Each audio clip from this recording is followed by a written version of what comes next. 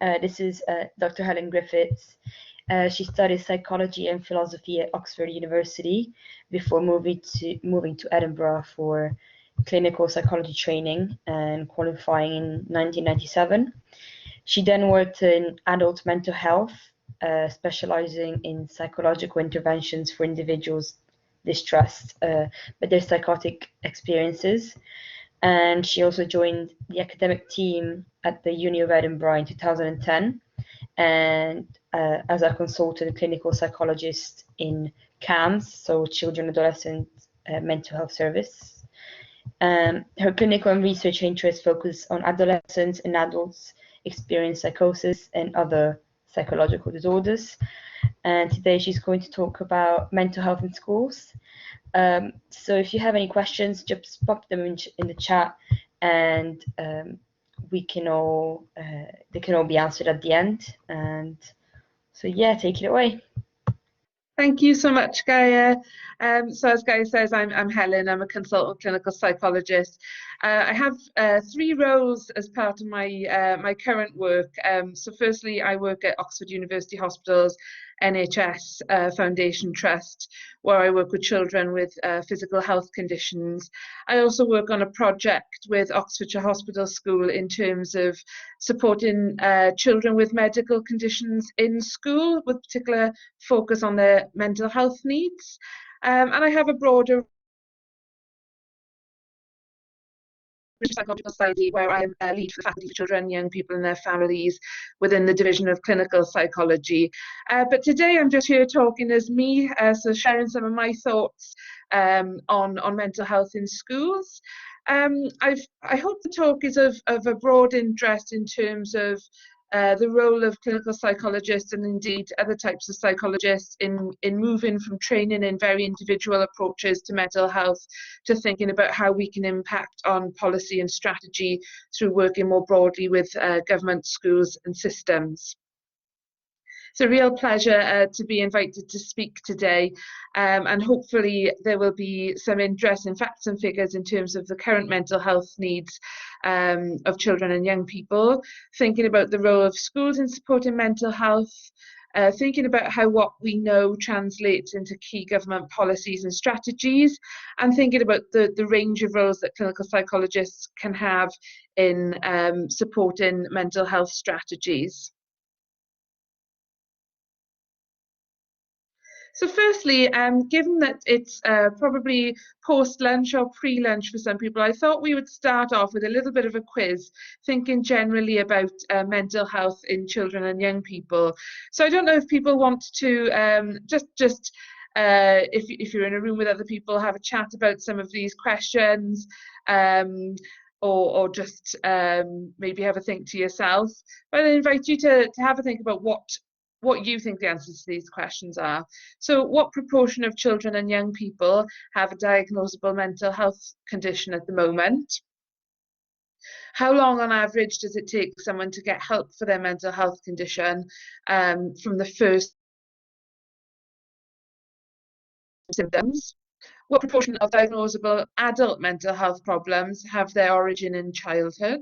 So what proportion developed before the age of 25? And what proportion of the mental health budget is spent on children and young people's mental health? I'll just give you a moment to have a think about those questions and reflect on them.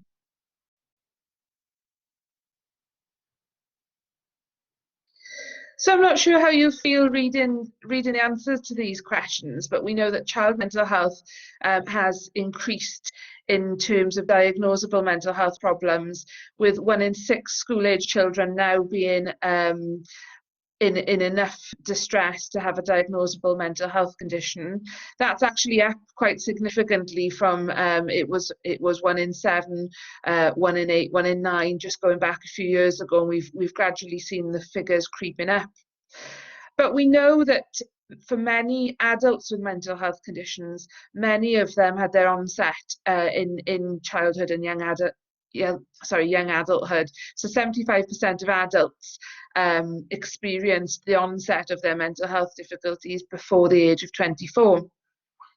Despite that, we know that only around 6% of the overall mental health budget is spent on young people's mental health services. And some data shows that at the moment that can be as high as 8%.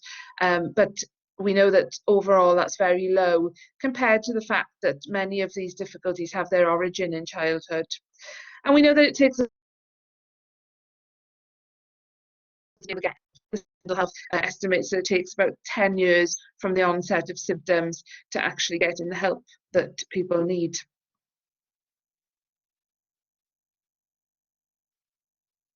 We know that, of course, the pandemic has had a further impact on mental health. So Maria Lourdes and her colleagues looked at a rapid review of the literature in previous pandemics and estimated the factors associated with quarantine were much more likely to put children at risk of psychological difficulty. So in terms of loneliness and mental health, previous pandemic studies has seen the impact of quarantine up to 9 years later, and children who endured quarantine were up to 5 times more likely to use mental health services. And we know that social support through many studies has been preventative against depression, and throughout quarantine where we've seen a lot of isolation and losing links with others, that can lead to increased depression, judging from previous studies. There's been a lot of research looking at the impact of the pandemic currently on child mental health. One of the biggest studies we have here in the UK is the course-based study, which is being run by Oxford University. And we know that particularly children who are already possibly disadvantaged, so maybe coming from low socioeconomic status families, living in poverty, children who have greater disabilities, and families where there are single parents show even greater elevations in distress throughout the pandemic. So we know that children maybe that were already having extra challenges in their life are now being disproportionately affected in terms of their mental health throughout the pandemic. And we know that thinking about the impact on parents, stress and anxiety and depression elevated in the first lockdown, got better over the summer, but in the second lockdown in November and December, we saw an increase again. So the impacts on mental health are unlikely to improve. And whilst it's really unhelpful to have a polarizing narrative about mental health, some young people will have thrived during the pandemic. However, some young people who have seen a positive impact on their mental health are now starting to see, as the demands of going back to school and socialising, the is starting to return. We also know that there's been a particular impact on children who live in shielding families, whether they've been shielding themselves or whether their family members have been shielding. And I think there is a narrative that these are somewhat forgotten about group as much as society resumes some form of normality. And we know that children who have physical health needs, who often have fallen into the shielding category, have an increased risk of mental health difficulties. So 4 to 6 more times likely to experience mental health problems. And we already know that they have lots of additional circumstances and demands on their physical and mental well-being through the nature of their health condition. And when we combine that with the media reporting to reassure the general public that many people who die of COVID had an underlying health condition, let's think about the impact of that psychologically on people with the health conditions who have fallen into the shielding categories. So we know that there's an increased risk of anxiety and maybe some wariness of resuming some more normal activities. So it's unlikely that the mental health of our children, young people and young adults is going to improve significantly over the coming course of the pandemic. But we also know that in order to tackle mental health, we have to be thinking about the wider social determinants of mental health and the wider physical and individual factors that might lead to the we think about what the literature tells us, I've just listed a few here. So we know that young people, for example, who live in poverty, much more likely to experience mental health difficulties, children whose parents have mental health difficulties, children with learning disabilities, children who identify as LGBTQ+, children who experience racial discrimination, refugees and asylum seekers, and children in the youth justice system are all examples of young people who might be statistically at higher risk of developing mental health needs. So let's map that onto then what we know works. Often when we think about treating mental health difficulties, we think about that at a very individual level. So cognitive behavioural therapy, dialectical behavioural therapy, acceptance and commitment therapy, they're all approaches that we currently know or suspect will be helpful on an individual level in terms of treating child and adolescent mental health. But I guess when we think about that previous slide, what impacts on mental health, what are the underpinnings?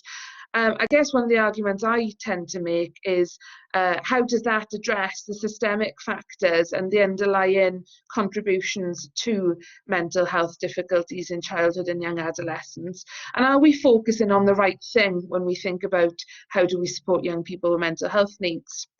Of course, some of these approaches, the individualised treatment approaches, are much more likely to be amenable to research and much more likely to be something that we can evidence. And preventative and community-based approaches are much harder to evidence in terms of what were they trying to impact on and did that work. And therefore, many of the guidelines that we have in terms of what works are very much focused on within child or individual approaches. But when we think about that previous slide, the many factors affecting child mental health, is an individual intervention enough? So there's been a lot of discussion recently about the role of schools in supporting the mental health of children and young people, and many of the government's policies and strategies have followed that narrative. And it's helpful to think about the data that I've just presented, the factors underpinning child mental health, and the role of schools in supporting mental health. Are these strategies likely to be effective? Are they likely to be helpful? And what more needs to be done? So we know that there's a really strong rationale for schools supporting children's mental health because schools have a wide range of roles and responsibilities. So through taking a whole school approach to having good systems in place at a whole and universal level, so tackling bullying, promoting well-being, identifying and screening for difficulties, cementing and promoting positive relationships, celebrating difference. The school has a role to play in the universal underpinnings of supporting positive self-identity, value within a system, and individual psychological and emotional development.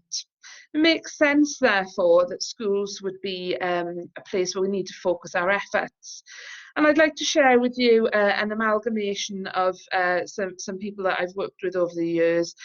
So Joe, being a 10-year-old boy who regularly has what are described as meltdowns in class, occasionally throwing chairs when pupils and staff are around, ripping pictures off walls, tearing wallpaper down, and absconding on occasions from school. So when we think about what could be going on for Joe, what school-based interventions might help him, and what we might be thinking about in terms of if we were a teacher in that school, what would we might be recommending for Joe? Would we be referring him to child mental health services? Would we be recommending anger management? Would we need to go down an exclusion route, detention, or something else? And it's worth bearing Joe in mind as we think about what is our role in advocating for services for children and young people. We know that in school environments, mental health difficulties might show itself in a range of ways, and some of these ways are not immediately obvious to us as being linked to mental health.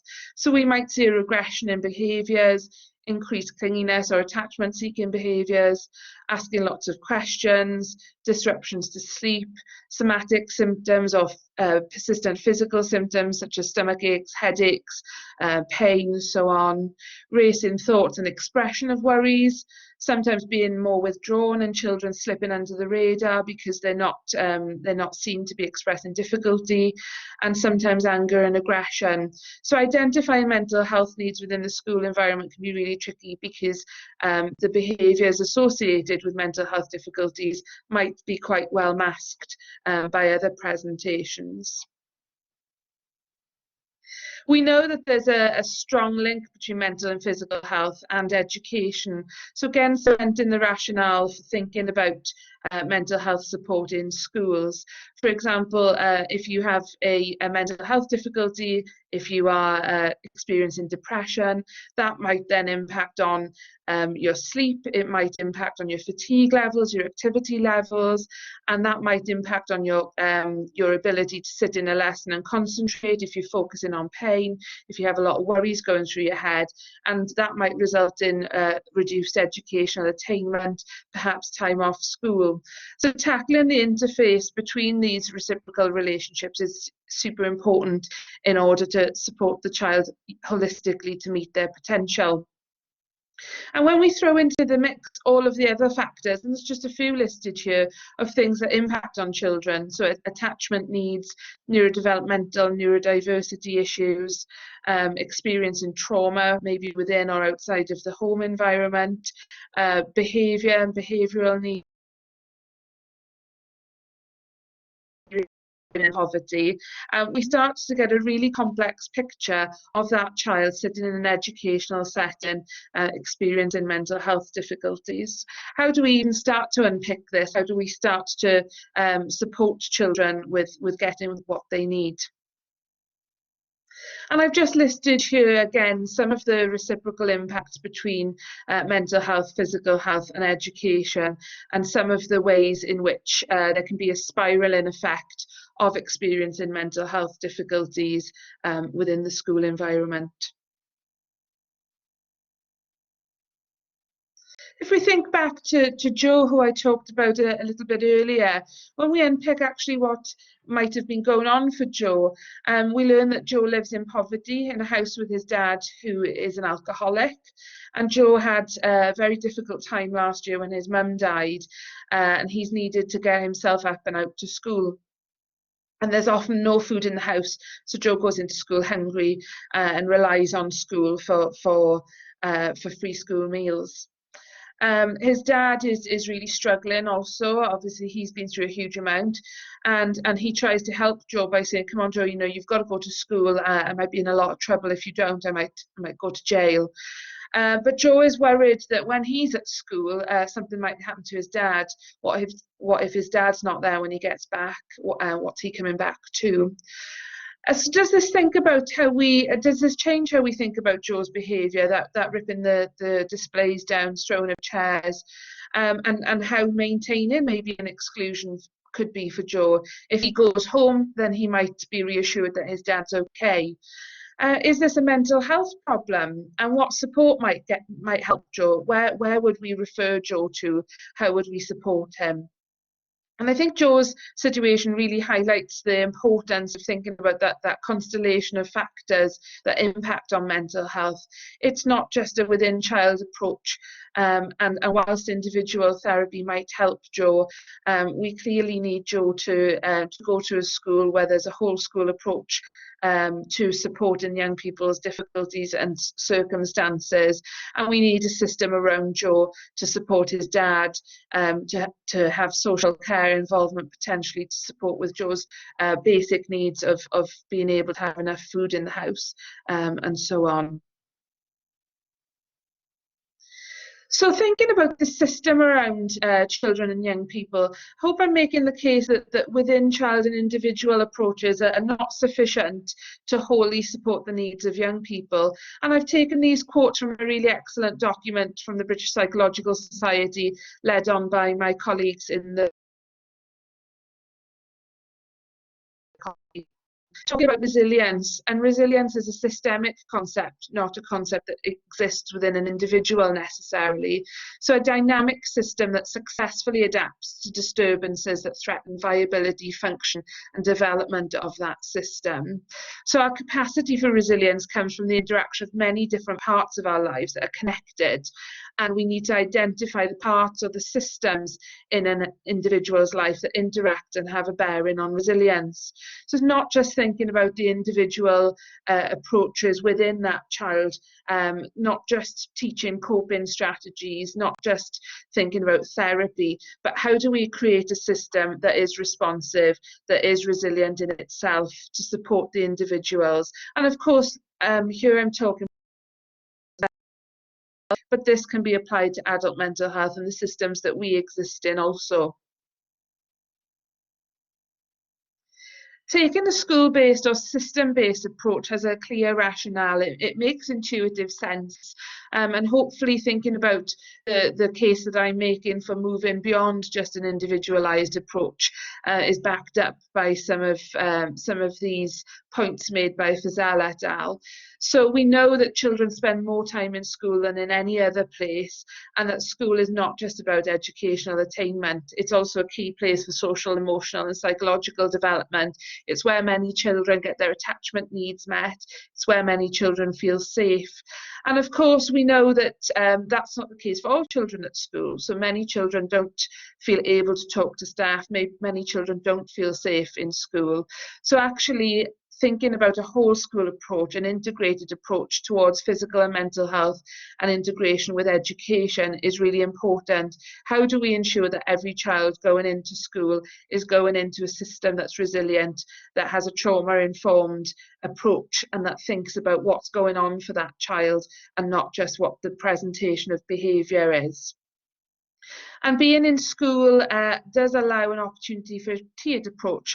So to think about a universal approach that impacts on all children within that system, along with targeted approaches for children that might have specific difficulties, and clinical approach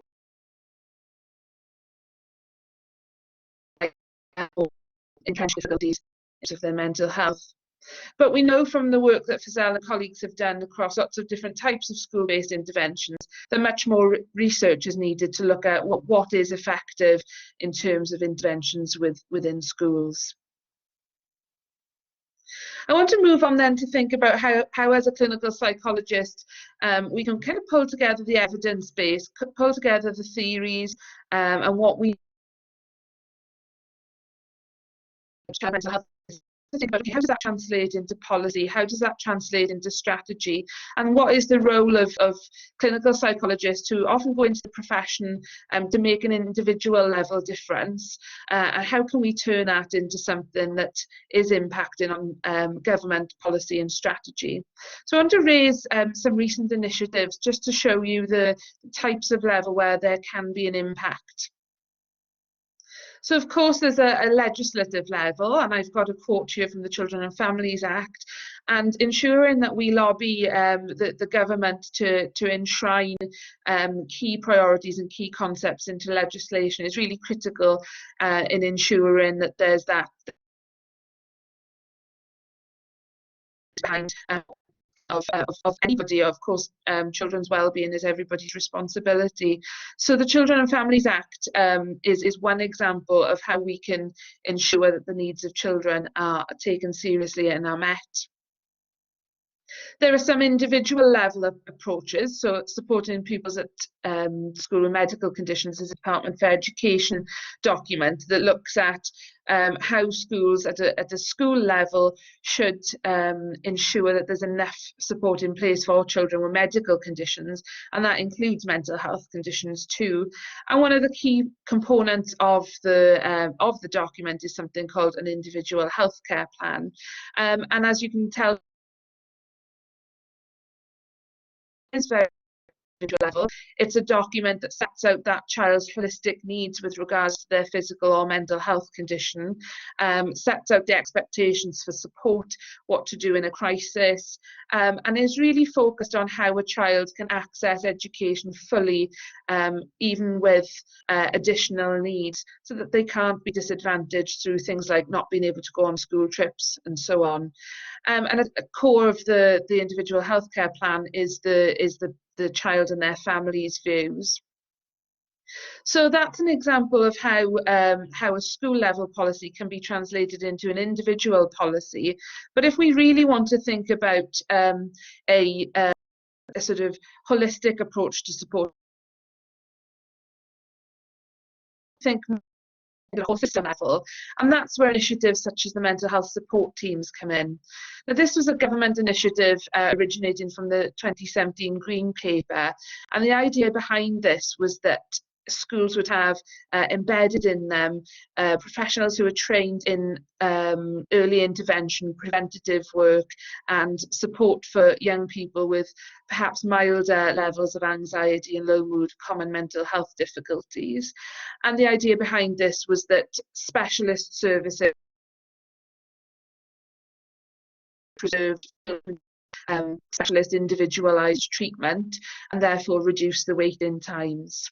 There's been a huge amount of debate over the utility of the mental health support teams. One of the critiques is that, as you can see, there's only 1/3 of the children that might benefit from it be able to access these services by 2023. And also there can be a sort of feeling that possibly support is needed and be adequately met by the professionals in this role. And of course, these teams can't exist in isolation. They need the support from CAMHS. They need ready access into CAMHS in a timely manner in order for them to be effective and not left holding a level of need that they're not set up to be able to provide a solution for. So the idea behind the mental health support teams is that we are moving towards a resilient system in schools when we're taking the problem sort of outside of the child and thinking about what can we do at a school level. If we want to take that even further, we have the whole school approach. And I might sound biased because I'm from Wales, but the Welsh system has been largely hailed as the way forward and a really good example of taking a mental health approach that's a systemic approach, that's a whole systems approach, and not just focusing on individual interventions. So this was following a consultation by the Welsh Government, finalising a curriculum, and I've put some links here if anybody's interested in the new curriculum. And that whilst there is a whole school approach and the whole school framework, it does support the development of a localised approach based on the needs of children and young people within certain schools and localities. And the idea behind the whole school approach is that it's not just an individual approach, but there is equitable and consistent support across anyone in the school, and that includes the school staff as well. So everybody, as you can see here, has a responsibility for the whole school approach, and this is taken directly from the framework. So the senior leaders, all staff, learners, parents, carers and family. So really focusing on the core values of belonging, efficacy and having your voice heard. And you can see some of the questions here that each member of the school and the whole school approach will be asking themselves, and that strategies and policies will directly map onto how we enable these questions to be part of school life and to be answered in a positive way. So I've talked through how we take the evidence, how we take the facts, the figures, the evidence base for treatment, and how we think about that at different levels of initiative, from legislation to individualised approaches, from whole school approaches, and more broadly into the system around the child. But what we know about different initiatives is that they can be set up, sometimes difficult to implement, and sometimes lacking in a robust evaluation strategy to ensure efficacy. And a really important question to ask is, when the funding runs out, what evidence will we have to show that any initiative, any strategy has been effective? How will we have the data to be able to go to the powers that hold the purse strings and say, actually, this really worked? How will we know that the mental health support teams have been effective, for example? How will we know that specialist CAM services have been impacted on by this preventative approach? How will we know that individual healthcare plans are being used? I think there was a survey a couple of years ago that showed only 17% of schools were using them. So what are the mechanisms that we have in place to check whether these great ideas are being implemented and being used effectively? And we need to take some accountability as professionals working in the field to ask constructive questions so that we're constantly improving our knowledge of what helps children and young people. And that's where we come sort of full circle back to my specific role and back to the role of psychologists in this case in supporting policy and strategy. And of course, this applies to lots of different types of psychologists. My colleagues in educational psychology are also very vocal and active on this front. But I think we have a responsibility as psychologists, as professionals working in the field, to be asking those really important questions, to be matching up the statistics on mental health spending with statistics on where mental health problems originate, and thinking about what impacts on mental health. It's not just an individual thing. We have to be advocating for the wider policies and strategies around poverty, around discrimination, and those things that we know impact on child mental health. And so getting into roles where we can have that impact is critical to making sure that services are effective for children and young people. So what do we bring, in my opinion, to policy and strategy as trained psychologists? Of course, we will have an in-depth understanding of whatever our specialist area is. For me, that's child development, that's thinking about normative and transient distress versus clinically significant difficulties, but also an awareness of what kind of intervention is likely to be effective at those different levels, because of course we all know the challenges of the pandemic this past year, and we all know that even though we might not have experienced clinically significant difficulties, we've still needed maybe more support in different areas of our life that we might have ordinarily. So we have the ability to critically evaluate an evidence base, to take facts and figures and to look at them and to think, okay, how does this stack up? What evidence and theoretical model is this particular intervention based on? And how can we think about evaluation strategies in a meaningful way so that we know what's for whom, we know where the research gaps are, and we're able to advocate for that. And many psychologists, I would hope all psychologists have values of co-production, working with people who use services, seeing them as equal partners to professionals who are working in the field, and also considering that statistically speaking, there are a lot of so-called professionals that will also be experts by experience, that can also draw on their own experiences, and a lot of people who use services that bring skills from other domains, which are helpful to a collaborative approach to tackling these problems. So thinking about how do we get into positions where we can have a level of influence. So I think it's really important to work within a professional body structure. So for me, that's the Division of Clinical Psychology within the British Psychological Society, to think about who else within your structure and who else outside of your structure also has shared aims. So for me, I work very closely with my colleagues in the Division of Educational Child Psychology, very closely with our communications and policy team within the BPS, and really to utilise the range of experience and skill sets that we have. And that includes skill sets in working with people who have used services, people who have lived experience, and working from a co-production level. And of course, we all go into these kind of fields because we want to make a difference. And whilst much of our training is focused on individual level treatments, we're getting much more of an awareness of the importance of whole system, and in this case, whole school approaches, and the impact that that can have.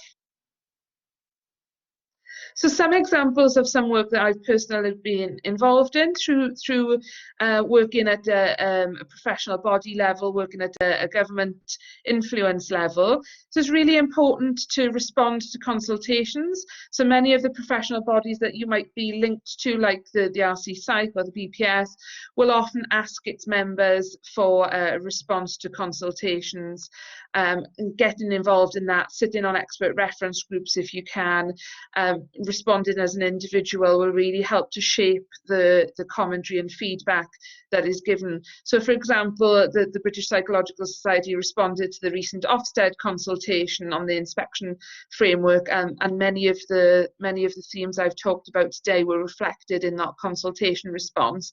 So thinking about moving the focus on behaviour and attitudes within children to very much the whole school approach.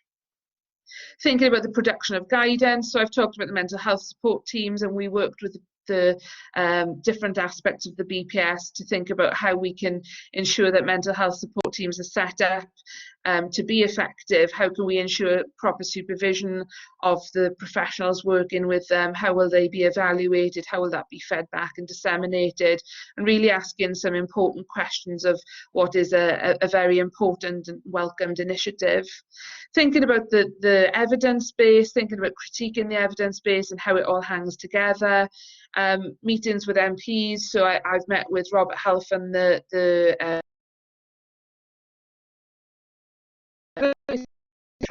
Health Secretary, Alex George, the Government Mental Health Advisor, and really having the opportunity to share the evidence-based, the theoretical underpinnings behind what it is we're asking for. And that can translate into key policy asks. So here you can see a briefing paper that we've been involved in, responding to some of the increased mental health prevalence of difficulties in children and young people, and asking the government to consider a wide and comprehensive approach to mental health strategy. So if I were to draw it all together, you know, what would my manifesto look like? What am I asking in the conversations that I'm having with various people? I guess I'm asking for mental health initiatives to be underpinned by a comprehensive strategy. So each of the initiatives on their own are not likely to be effective. We need timely and effective services, not a long waiting list. But that needs to run from prevention, from tackling the determinants of poor mental health, right through to specialist and individually targeted interventions. So cognitive behavioural therapy, support with children with eating disorders, and so on.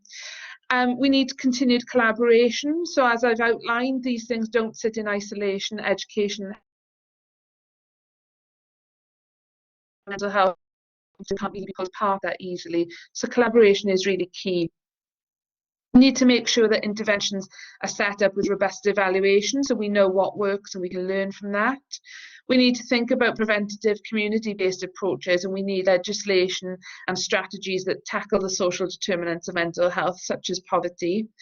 And we need whole system approaches in addition to within child approaches. Importantly, when we're thinking of adult mental health, that needs to be considered in the context of child mental health and what we're doing to support child mental health, given we know that many difficulties in adulthood have their origins at a much younger age. So those are the key messages that I've taken out of my readings of the literature, of the evidence base, and of what we currently know to be effective. And hopefully through getting involved in my professional body, working with lots of key colleagues and stakeholders, we can discuss those messages and hopefully lead to strategy and policy impacts that have a real meaning for children and young people who need support. So I won't talk in too much depth to summarise, because I've probably already done that. But child mental health is complex, it's multifactorial, and it needs a system aspects of mental health, we must focus our efforts on the root contributors and not just on individuals. School-based initiatives are welcomed and they must be part of a comprehensive mental health strategy. Addressing child mental health is critical to adult mental health, and the funding must follow that. And as professionals, the more that we can do to get involved at a policy and strategy level to support broader thinking about what the evidence base is and what needs to happen to provide adequate services and adequate policies to young people is a responsibility that I think should be part of our role going forward. So I've just listed here at the end some key resources and references that I haven't listed in the presentation itself, and I will stop talking now and people I have for a couple of minutes. Thank you very much for all that. If anybody's got any questions, please do drop them in the chat. We have about 3 minutes really, so that was perfect timing.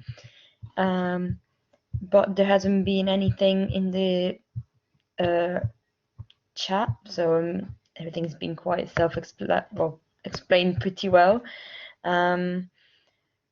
So yeah, just people thanking you. I don't know if you can see the chat now. Thank you, Amy. Yeah, thank you, Amy. Hope it was useful and thought-provoking at least. Yeah. Well, what role can support staff like technicians play in mental health? Yeah, that's a really good question. I mean, I really believe that that mental health is something that we can all impact on, just in our attitudes and our behaviour and the culture that we sort of exude through our actions. So you know, even asking people, you know, are you okay? How are you getting on? I'm a big fan of modelling, so I will often say, you know, I put on Twitter this morning, you know, I've had a bit of a Twitter break to get a bit of headspace after a busy couple of weeks. And just through modelling, I think any role that we have the opportunity to have a conversation, and I think everybody has a role in that. And somebody's just popped up about a question about occupational therapists. I mean, absolutely, I think there's a role.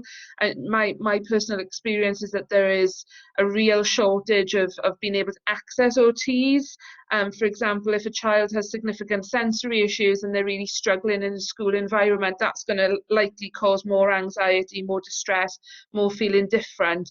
And the critical role that other professionals like occupational therapists and so on have to play, it's all part of that mental health picture. So I think everybody's got their bit to play, no matter what their role is. Many of the young people that I see in hospital, for example, really value talking. We've got excellent cleaners, and they love having a chat to the cleaner every day. It cheers them up, makes them happy, makes them feel valued.